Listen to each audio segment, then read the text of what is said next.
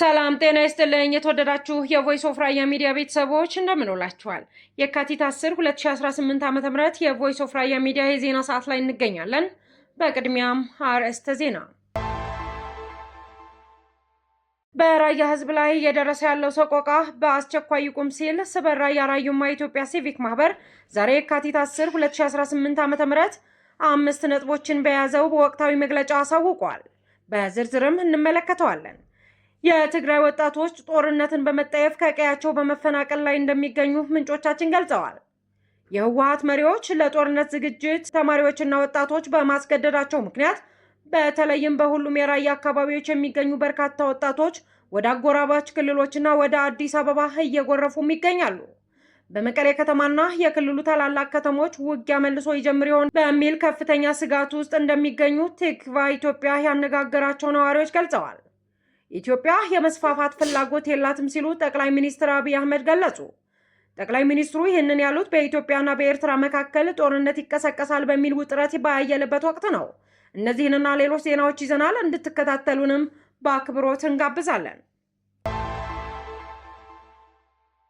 በራያ ህዝብ ላይ እየደረሰ ያለው ሰቆቃ በአስቸኳይ ይቁም ሲል ስበር ራያ ራዩማ የኢትዮጵያ ሲቪክ ማህበር ባወጣው መግለጫ አሳውቋል። የስበር ራያ ራዩማ የኢትዮጵያ ሲቪክ ማህበር በራያ አካባቢ ያለውን ወቅታዊ ሁኔታ በቅርበት ሲከታተል ቆይቷል ያለው በመግለጫው በአሁኑ ወቅት በራያ ህዝብ ላይ እየደረሰ ያለው ሁለንተናዊ በደል፣ የሰብአዊ መብት ጥሰትና የኢኮኖሚ ዘረፋ ማህበራችንን በእጅጉ አሳስቦታል ብሏል። ህዝባችን በማንነቱ ምክንያት ብቻ በታጠቁ የህወሓት ኃይሎች አማካኝነት የሚከተሉት ዘግናኝ ግፎች እየተፈጸመበት ይገኛል ያለው በመግለጫው 5 ነጥቦችን በዝርዝር አስቀምጧል። ከፍተኛ የኢኮኖሚ ዘረፋና ማስገደድ፣ በአሁኑ ወቅት እያንዳንዱ የራያ ቀበሌ ለህወሓት ታጣቂዎች ቀለብና ስንቅ የሚውል 15 ሚሊዮን ብር እንዲያዋጣ እየተገደዱ እንደሚገኙና ከእጅ ወደ አፍ በሆነ የግብርና የሚተዳደረው የራያ አርሶ አደር ይህንን ከፍተኛ የገንዘብ መጠን ለመክፈል ንብረቱንና ከብቶቹን ለመሸጥ እየተገደደ ይገኛል ብለዋል።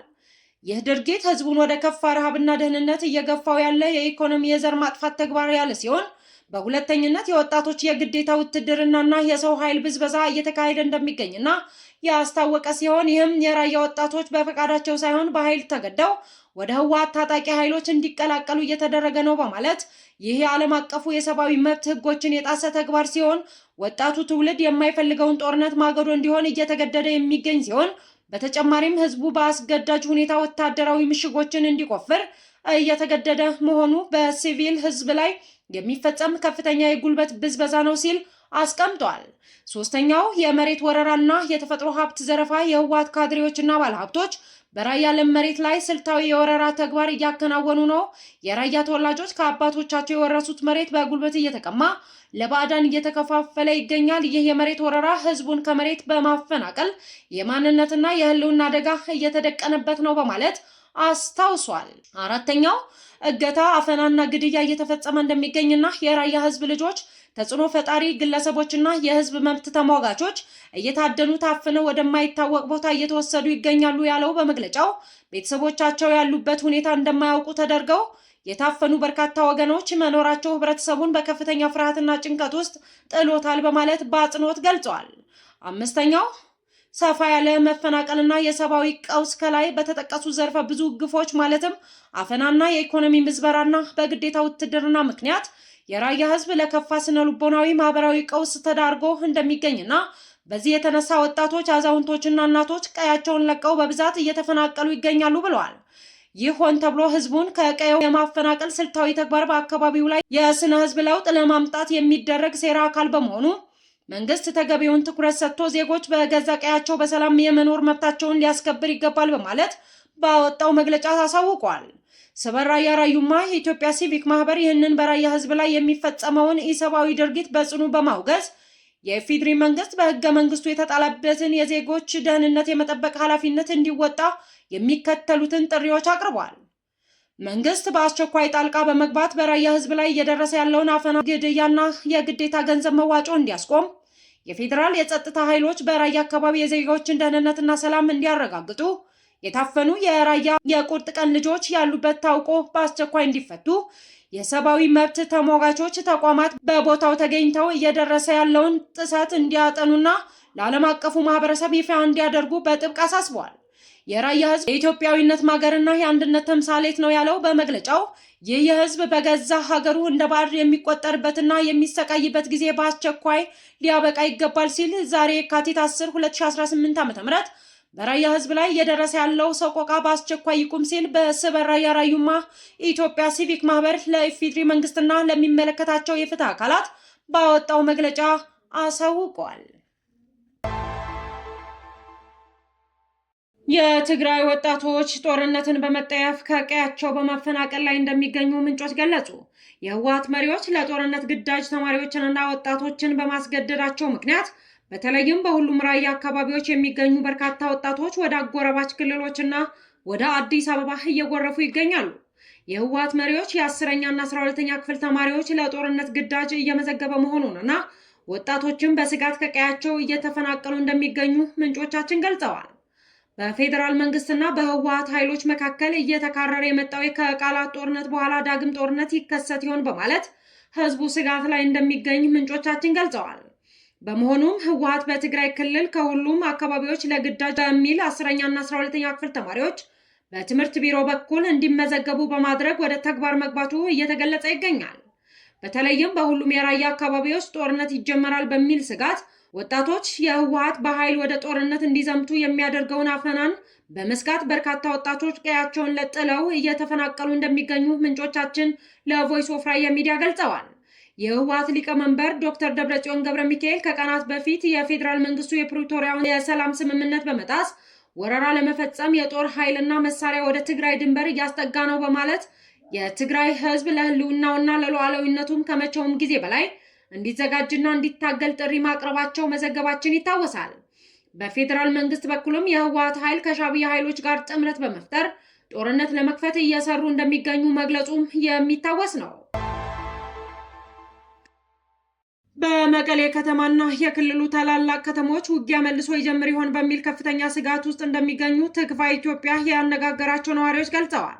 በትግራይ ክልል ያለው ሁኔታ ምን ይመስላል በማለት ባጠናቀረው ዘገባ እንዳመላከተው በክልሉ ህወሓት የተመሰረተበትን 51ኛ ዓመት በዓል እየተከበረ ባለበት በዚህ ወቅት ምንም እንኳን በዓሉ እንደባለፉት ዓመታት የአከባበር ድምቀት ባይኖረውም በትግራይና ከትግራይ ውጭ ያሉ በተለይም ዲያስፖራ ደጋፊዎች በውይይትና የተለያዩ የሙዚቃ ዝግጅቶች በማክበር ላይ እንደሆኑ መረጃዎች ያሳያሉ። ይህ በእንዲህ እንዳለ ከመቀሌ ውጭ ባሉት ከተሞች ከታህሳስ ወር በመቀሌ ደግሞ ከጥር ወር አጋማሽ ጀምሮ በባንኮች የተከሰተው የጥሬ ገንዘብ እጥረት በእጅጉ ተባብሷል። ትግቫይ ኢትዮጵያ የመቀሌ ቤተሰብ አባል ትናንት ሰኞ የካቲት 9 2018 ዓ.ም በተለያዩ ባንኮች ተዘዋውሮ ባደረገው ምልከታ የጥሬ ገንዘብ አቅርቦት የሚባል አልነበረም ብሏል። ለቆጣቢ ደንበኞቻቸው እስከ 1000 ብር ሲሰጡ የሰነበቱት ጥቂት ባንኮች ሳይቀር ካዝናቸው ተሟጦ የለንም ሲሉ ይደመጣሉ። በዚህም ተገልጋዮችና አገልጋዮች መካከል አላስፈላጊ የቃላት ምልልሶች ተስተውለዋል ብለዋል። የአንዳንድ ባንኮች ሰራተኞች ጥሬ ገንዘብ አሏቸው ወደሚሏቸው ነጋዴዎችና ጥሬ ገንዘብ እንዲያስገቡ ሊያግባቧቸው መሰማራታቸው ትግቫይ ኢትዮጵያ ታዝቧል ብለዋል። የጊዜያዊ አስተዳደሩ ጀነራል ፕሬዝዳንት ታደሰ ወረደ ባለፈው ጥር ወር 2018 ዓ.ም ጥሬ ገንዘብ ከባንክ አውጥተው ያከማቹ ግለሰቦች ላይ አስተዳደራዊ እርምጃ እንደሚወስዱ በአደባባይ ቢያስጠነቅቁም እስካሁን በተግባርና በተጨባጭ የታየ ነገር የለም ተብሏል። በርካታ የክልሉ የመንግስት ሰራተኞች የጥር ወር ደሞዛቸው እንዳልተከፈላቸው ለትግቫይ ኢትዮጵያ ገልጸዋል። የውስጥ ገቢ ያላቸው መስሪያ ቤቶች ከገቢያቸው ውጪ በማድረግ ክፈሉ የሚል ቃል ትዕዛዝ ከሚመለከታቸው የክልል የበላይ ኃላፊዎች የሚሰጥ ትዕዛዝ እንዳለ የደረሰን መረጃም ያሳያል። የውስጥ ገቢ በሌላቸው የመንግስት መስሪያ ቤቶች የሚሰሩ ሰራተኞች እስከ አሁን ባልተከፈለው ወርሃዊ ደሞዝ አስቤዛ መግዛት፣ የተማሪና ሌሎች ወርሃዊ ወጪዎች መክፈልና መሸፈን አቅቷቸው ግራ ተጋብተው ይገኛሉ። ትግቫይ ኢትዮጵያ ስለዚህ ጉዳይ ከክልሉ ከፍተኛ የስራ ኃላፊ መረጃ ለማግኘት ያደረገው ጥረትም አልተሳካም። በአጠቃላይ መቀሌን ጨምሮ የክልሉ ታላላቅ ከተሞች ውጊያ መልሶ ይጀምር ይሆን በሚል ነዋሪዎች ከፍተኛ ስጋት ውስጥ እንደሚገኙም ለማወቅ ተችሏል። ኢትዮጵያ የመስፋፋት ፍላጎት የላትም ሲሉ ጠቅላይ ሚኒስትር አብይ አህመድ ገለጹ። ጠቅላይ ሚኒስትር ይህንን ያሉት በኢትዮጵያና በኤርትራ መካከል ጦርነት ይቀሰቀሳል በሚል ውጥረት በየለበት ወቅት ነው። ጠቅላይ ሚኒስትር አብይ አህመድ የረመዳን ጾም መጀመርን በማስመልከት የካቲት 9 2018 ዓ.ም በአረብኛ ቋንቋ ባስተላለፉት መልእክት ኢትዮጵያ የመስፋፋት ፍላጎት የላትም አሉ። ጠቅላይ ሚኒስትር አብይ አህመድ በዚህ መልእክታቸው ላይ ኢትዮጵያ የታማኝነት የእውነት ምድር ሲሉ የጠሯት ሲሆን የጎረቤቶቿን ደህንነት አደጋ ላይ እንደማትጥል ተናግረዋል። ጠቅላይ ሚኒስትሩ ይህንን ያሉት በኢትዮጵያና በኤርትራ መካከል ጦርነት ይቀሰቀሳል በሚል ውጥረት ባየለበት ወቅት ነው። ኢትዮጵያ የባህር በር የማግኘት ህልውና ጉዳይ ነው ስትል ከገለጸች ወዲህ በሁለቱ ሀገራት መካከል ያለው ግንኙነት ሻክሮ ወደ ቃላት ጦርነት አድጓል። እንደ እውነት ምድር ወራሽነታችን ለመላው ዓለም ማረጋገጥ የምንፈልገው ኢትዮጵያ መሬት የመውረር የመስፋፋት ፍላጎት እንደሌላትና የጎረቤቶቿን ደህንነት አደጋ ላይ እንደማትጥል ነው ብለዋል። ጠቅላይ ሚኒስትሩ የውሃ ሀብታችንን ተጠቅሞ ለማልማት ያለን ፍላጎት በምንም መልኩ የሌላውን ድርሻ የመቀነስ አይደለም ሲሉ ለግብጽ ምላሽ በሚመስል መልኩ ጠቁመዋል። ኢትዮጵያ፣ ግብጽና ሱዳን በታላቁ ህዳሴ ግድብ አስተዳደርና የውሃ ሙሌት ላይ ለዓመታት ድርድር ሲያደርጉ ቢቆዩም ሁሉም የሚያስማማ መቋጫ ላይ ሳትደርስ ቆይታለች። አባይ ታላቅ መለኮታዊ ስጦታ ነው ያሉት ጠቅላይ ሚኒስትር ከግጭት መድረክ ይልቅ የትብብር ድልድይ ይሆናል በማለት ሁሉም ከዚህ ወንዝ በፍትህና በእኩልነት መጠቀም አለበት ብለዋል። አክለውም የኢትዮጵያ ባህር በር የማግኘት እንቅስቃሴ በሌላ እይታ የጎረቤቶችን ሉዓላዊነት የማይጋፋና የሌሎችን ጥቅም የማይጎዳ የአጋርነት ግብዣ ነው ብለዋል። የሰላም ቋንቋ የጦርነት ከበሮን የሚተካበት ጊዜ መጥቷል ያሉት ጠቅላይ ሚኒስትሩ ሀብቶች ከምሽግ ጉድጓድ ቆፍሮ ወደ ተቋማት ግንባታ የሚሸጋገርበት ጊዜ መድረሱንም ገልጸዋል። የጦርነት መሳሪያዎችን ከማምረት ወደ መሬት ማልማትና የሰውን ልጅ ከመግደል ወደ ማስተማር ማሰልጠንና ማብቃት የምንሸጋገርበት ጊዜ ነው ብለዋል። ኢትዮጵያ ባለፈው ወር መጨረሻ ለኤርትራ በጻፈችው ደብዳቤ የኤርትራ ሰራዊት ተቆጣጠሯቸዋል ካሏቸው የኢትዮጵያ ሉዓላዊ ግዛቶች እንዲወጣና ለድርድር ዝግጁ እንድትሆን ጠይቃለች። ለዚህ ምላሽ የሰጠችው ኤርትራ በበኩሏ በውጭ ጉዳይ ሚኒስትር ጌዲዮን ጢሞቴዎስ የተጻፈው ደብዳቤ ሐሰትና የፈጠራ ነው ስትል ውድቅ አድርጋለች። የተወደዳችሁ የቮይስ ኦፍ ራያ ሚዲያ ቤተሰቦች ለዛሬ የካቲት 10 2018 ዓ.ም የዜና ጥንቅራችን ይህንን ይመስል ነበር። ስለተከታተላችሁን እጅግ አድርገን እናመሰግናለን። ሰላም።